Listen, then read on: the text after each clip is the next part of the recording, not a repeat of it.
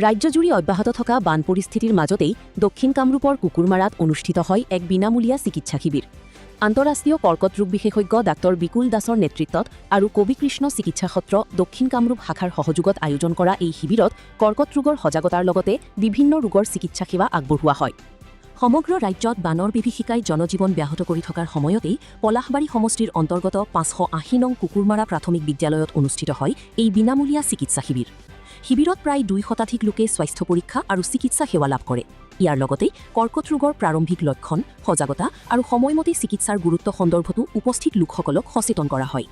এই চিকিৎসা শিবিৰত আন্তঃৰাষ্ট্ৰীয় কৰ্কট ৰোগ বিশেষজ্ঞ ডাক্তৰ বিকুল দাস, মহকুমা স্বাস্থ্য বিষয়া ডাক্তৰ চিন্ময় দাস, অৱসৰপ্ৰাপ্ত মহকুমা স্বাস্থ্য বিষয়া ডাক্তৰ ৰাধাচৰণ দাসৰ লগতে 6 গাঁও খণ্ড প্ৰাথমিক চিকিৎসালয়ৰ কেইবাজনো অভিজ্ঞ চিকিৎসক, নাৰ্ছ আৰু অঞ্চলটোৰ বহু বিশিষ্ট ব্যক্তি উপস্থিত থাকে।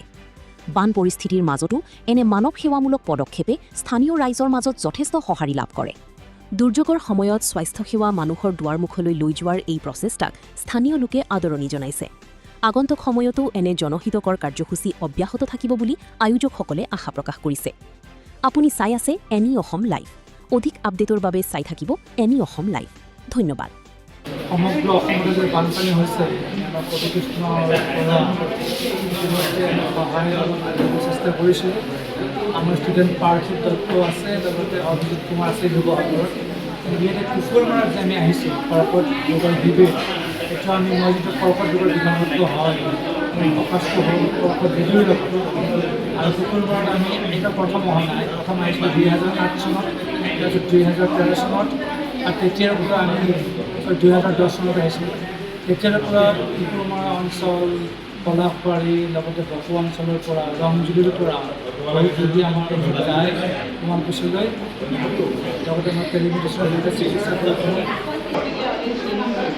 আমি তাকে ক'ব খুজিছোঁ যে ইয়াক কুকুৰমাৰা আৰম্ভণি আৰু মই এই কৰ্কট ৰোগৰ সজাগতা সম্পৰ্কে ইতিমধ্যে ডক্টৰ বিকুল দাসে আপোনালোকক জনালে যে 2007 চন আৰু 2010 চনত আমি ইতিমধ্যে 3টা কৰ্কট ৰোগৰ সজাগতা আৰু চিকিৎসা শিবিৰ বিনামূলীয়াকৈ পাতিছিলোঁ। আৰু তাৰ জৰিয়তে বহু ৰোগী ইতিমধ্যে আমি বিভিন্ন সুবিধা দিয়াৰ ব্যৱস্থা কৰিছিলোঁ। যেনে এনেকুৱা এটা মই সৰু উদাহৰণ দিছোঁ যে এজন পেচেণ্ট গুৱাহাটীলৈকে যোৱাৰ গাড়ী ভাড়া নাছিল।